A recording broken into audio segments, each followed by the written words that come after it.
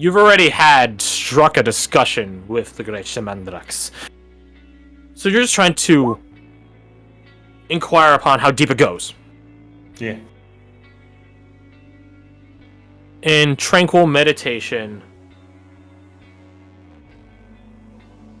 you spot that the resplendent nature of your scales, like stars, surge when you try to conjure out magical power. But as you do so, you see that they remain lit. And you get a proud smile to your face. You wonder whether you should test it out right now, given the camp's current situation. But as you stand up to approach that topic, you see before you... hard to describe, really. They're around your height. They're humanoid. They are dressed in armor made from the scales of a dragon. Not a metallic one, a chromatic one. They look you up and down. Hold out their hand, and this magical fire gets conjured, a blue flame. Then they turn from the flame to look at you and gesture for you to do the same. Maybe not necessarily in fire, but they gesture for you to do something.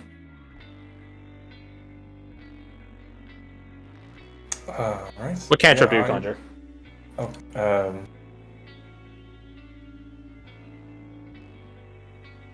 go with a bronze stratagem. True to my hands. You stand up, standing tall, not knowing who this figure is, but knowing that on some deeper level you are connected by the cosmos.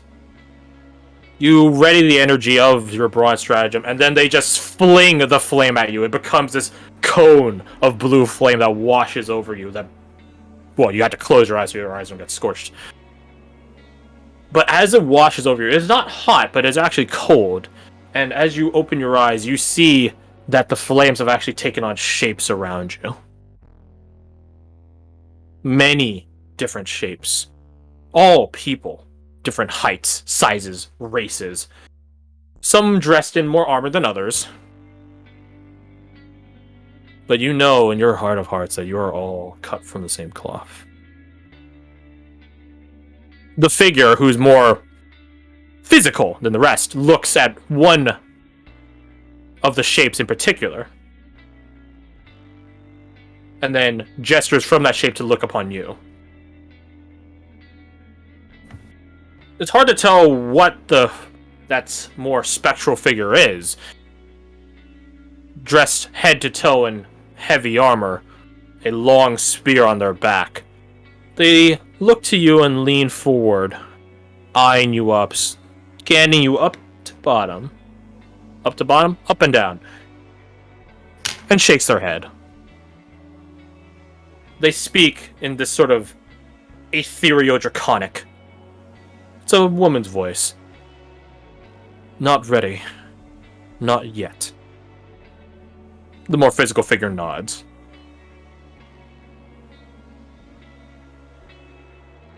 And then he surges forward and grabs your arm. One closer to your scales. And begins sort of twisting and turning your arm, examining it. Trying to splay you out, basically. Almost like you're getting stretched, almost. And then he begins running a finger along those lit specks on your arm. And as he does so, you feel the shiver of power, but also annoyance run through you. That you're getting manhandled right now.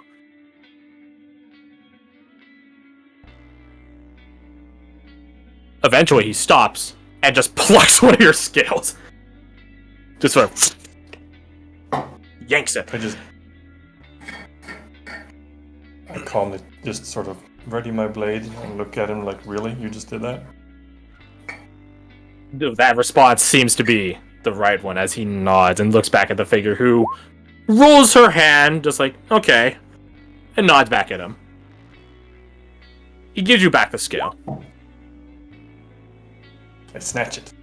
You snatch it, and as you do so, he takes on a similar blue flame, ethereal appearance as the rest of the figures looking at you, joining their tribune, so to speak. The female figure responds, "Let that be the last time." And then they begin cindering and fading away. Before they do so, they sort of go, not like down, they do go down, but it's in like pattern, and the woman speaking is the last one to go.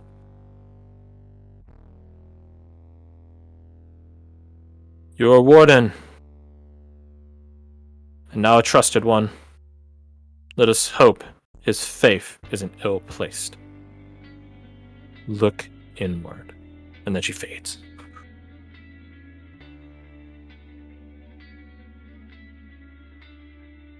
And then you're left to ruminate for the night. Okay. Who's next? I think it's only like, what, a couple of you left? Yeah, just Brendan and your D. So probably D, because Brendan just said he was going to do it. Very well. So, Deet. You are with Gavril, and he is following up with you on that training for Kebab. Him telling you the basics of training a dog, true to real life. It's a lot of do right thing, give treat. Do wrong thing, do not give treat, give words of scolding or worse. At a point, though, Gavril's like, okay, I'm gonna go get more food, more treats. And it's just sort of you and Kebab just sort of vibing there. Zal is off in a ways translating for you, but he joins Gavril to go get the food as well. And you hear some footsteps approach you, and you're just like, it's Zal or Gavril with more treats. And you look up, and you see an elven figure. He is rather tall, even for an elf, dressed in furs, and he has a hound skull as like this sort of helmet. He is armed. He has a number of short swords at his side and a long bow around his shoulder. He looks from you to Kebab, back to you, and then he looks off and away as if hearing something. Finally, this person has arrived, and frame yourself. Oh, sorry. And then, after but a moment, you hear this bzz, buzzing of wings. And off, flying over and landing on his arm like a trained falcon, is June. You're familiar. And it sort of bzz, bzz, buzzes its arms, as bugs off to do. He looks to you. He speaks to you in Elvish. "I believe this is yours."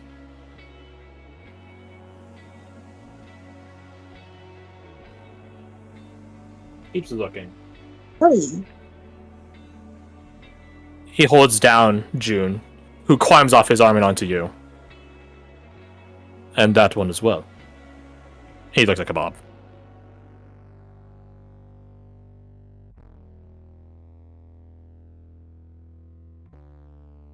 I don't understand what's going on. That is to be expected. And I won't elaborate further. Are you a friend or a foe? He gets a smirk on his face. A tired smirk. For now, friend.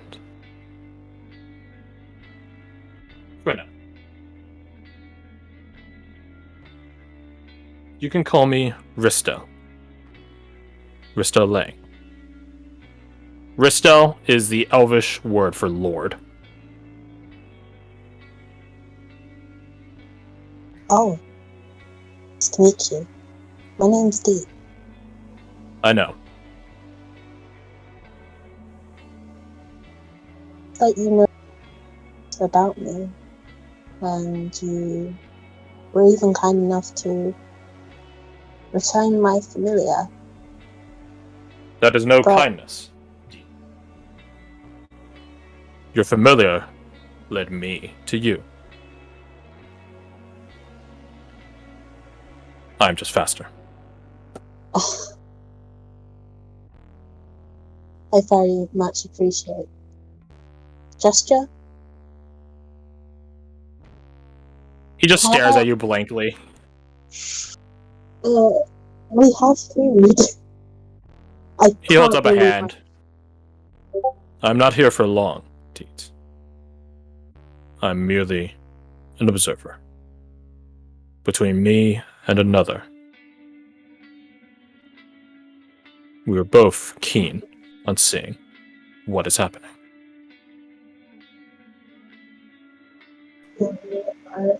It's observing. I cannot hear you. You mentioned an observer? Yes. Although only time will tell if you're worth our observations. But you are being a gracious host, and I would be wanting to leave without gifts. He goes over to Kebab, squats down so that, well, I say squats down, Kebab's a large-sized creature, leans down to Kebab's head level, and just stares into Kebab's eyes. Kebab's eyes are transfixed on Ristel Lang's. They just stare at each other, some sort of silent inference and conversation had. You can get him if you play. He doesn't, but his name's Kebab. He ignores you. Continues staring. Good. And then suddenly his arm lashes out and grabs at you. Grabs your arm. It's a very strong grip. It sort of hurts. Can I help?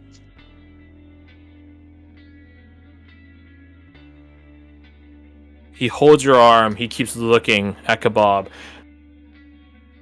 And then turns to look at June, who is perched on your shoulder.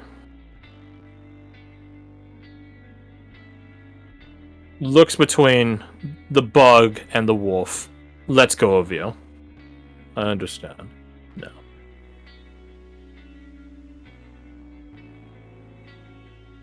I know what you're about now.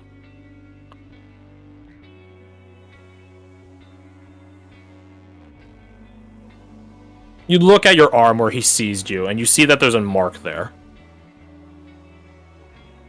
Is it, quick question, is it like a mark, like a hurtful one, or, It doesn't hurt anymore. okay. On your arm that he sees, there is now this pale green glowing mark, like a tattoo, embedded onto you, underneath your wrist, your forearm. And its sudden appearance gives you a bit of concern. But then you begin hearing June chittering and understanding exactly what June is saying. Kebab woofs, speaks, and you understand what Kebab is saying. And you're just like, that's weird. That's weird. That's out of nowhere. Put it to good use.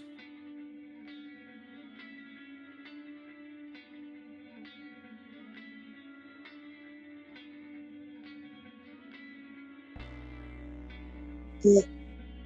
I'm very grateful for this stuff. Don't be grateful yet. There will be a time where I'll be back. and you will help me. By then, I hope your bond is deepened and you're a more capable hunter. Okay. Look to your beasts. Look to your pack. For you yourself alone will not be enough. But one day, the conclave of beasts will call upon you. I'm sorry, everything is so cryptic right now. I know.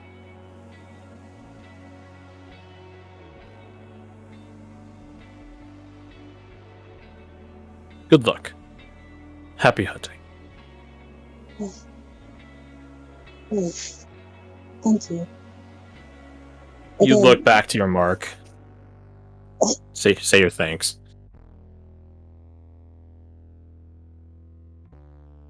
Again, I don't have much that I can offer, but you are welcome to eat with us. You look up to say all this from your mark, and he's already gone.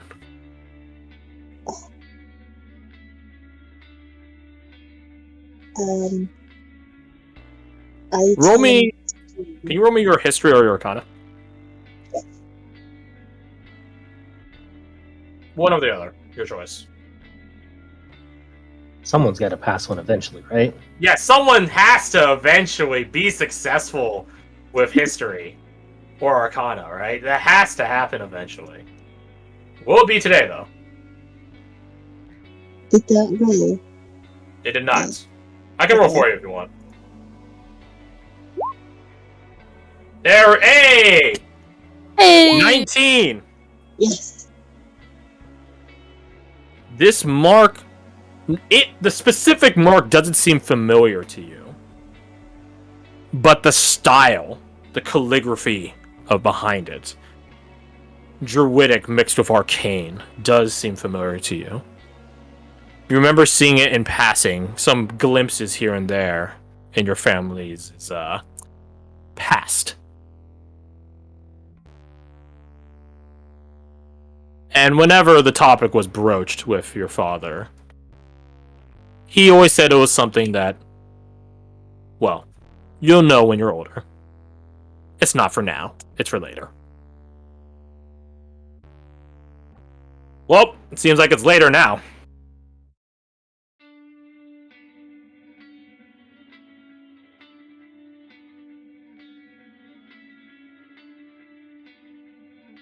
You could have, out of game, there were two things that might have happened. And now it's this one. Oh well. Don't worry, you'll get your elven blood magic eventually. Right? Right. Right.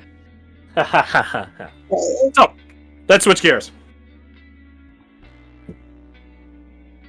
Ninja, are you here? No, I'm not. Okay. I'm there. Don't worry, yours is short and to the point. Relatively. You are in a similar capacity as many other people here, wondering about tomorrow. And sort of vibing, contemplating. And you are walking around on your way to bed, perhaps. And you pass by a barrel of water. There's a lot of them, especially after because they had to put the fire out. And as you pass by it, you see your reflection.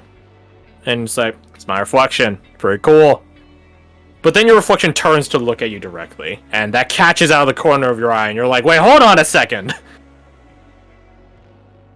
Hey, yo! Hey, yo! And you go back, and you see your reflection. It is you, but the eyes are different. Both in terms of coloration and in mannerism. They are a pale gray, and they look tired. They look exhausted. If a bit burned out, if that makes sense. Mm-hmm. And you just sort of stare at him for a while. And he I stares cock at my you. head and see if it cocks its head in return. He does cock his head, but in the inverse direction. 8.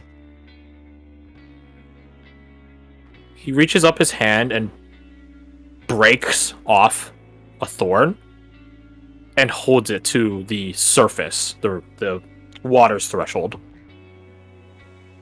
I gingerly reach out a hand towards it. You reach out a hand, dip it into the water, pierce through it, and feel it on the other side and take it. Pull it back. Hey, that's disconcerting. You begin hearing it speak to you without moving its mouth, telepathically. I hope you're doing well. I know what's happening.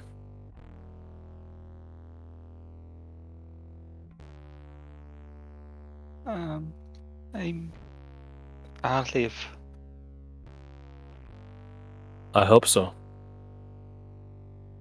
We had to do a lot to get you out.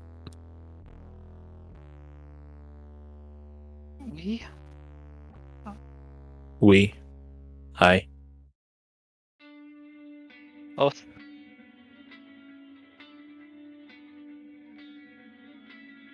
No response at that. are you? Yeah, and you feel something like in you. Not physically. That'd be a bit weird. But like something, not like a possession. That makes it sound like something's trying to take you over. But something looking into you. I look between the reflection and the thorn. What am I supposed to do with this? They close their eyes and breathe deep. And as they do so, you can feel that sensation increase a bit. And then they eventually exhale. Open their eyes and look at you. What are you supposed to do? I don't really know. I wasn't afforded that.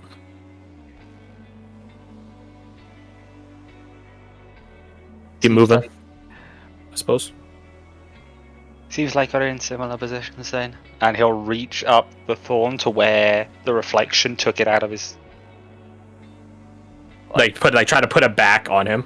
Yeah, basically. We're in the reverse reflection- side. Yeah. Yeah. Your reflection reaches up and out, and you can see their hand break through the water surface, take the thorn, rescind back into the water, and let's put it back on. The conversation ends as it does so. But that feeling lingers. And this sort of soul searching, I guess? I don't know. And Vision from the other me. Yeah, vision from the other you. It keeps swelling. This very pensive feeling, not knowing. Well, you don't know what it is, and it sort of not really finding what it's looking for as it keeps bouncing around in you. And it begins almost boiling over out of you. And you sort of get this shiver of power. A bit uncomfortable, but then you steel yourself. You grasp at it. It's still wily to hold. Sort of like, I don't know, a snake. But you do have a grasp on it. And this entire time, as you're sort of writhing in uncomfortableness, your reflection is unblinkingly looking at you. Observing you. And you finally get a better grip on that power. That chaotic, wild power. And then your reflection nods once. Takes a deep breath as if...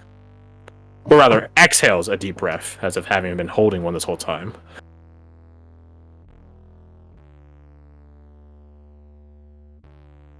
I'll do the same. You've been holding a breath this whole time. Yeah. The power is rassled. It's under control, relatively. Your reflection reaches up a finger and pings the surface in between you. A ripple cascades out. And from the, what's the term? Meniscus, that's what the term is, that sort of peaking of water. you hear bouncing out some sounds in Primordial, the sounds of water, Aquin. Good luck. I reply, and you? You can see your reflection at hearing your response. Hold up a salute, a 2-finger flick salute, and then fade away. And then when the water stills, it is only just your actual reflection now. You breathe a slightly longer sigh of relief. And goes, oh, that's another thing not to tell people about. Just for narrative sake, roll 100 on the wild magic table. Okie dokie. You just nuke Watch yourself. as he gets the reincarnate one. No, okay, no, 49 is no way at the reincarnate one. No way. It works for him. Yeah, well, I think that fits. I think that fits. And you're just like, oh, something not to tell anyone else about. I wonder, and then it gets to the I wonder point, and then bubbles begin. I'm not sure if you want pink bubbles, but bubbles. Oh, no. He goes, I want. And as he hiccups, a bubble comes out, and it's sort of red, and then pearlescent, and then changes to purple, and it's like slowly rotating through colors. And then And he'll just try. He would try again for a good little bit. He'll just walk off, shaking his head. another bubble for the next minute or so. So, thus concludes our night.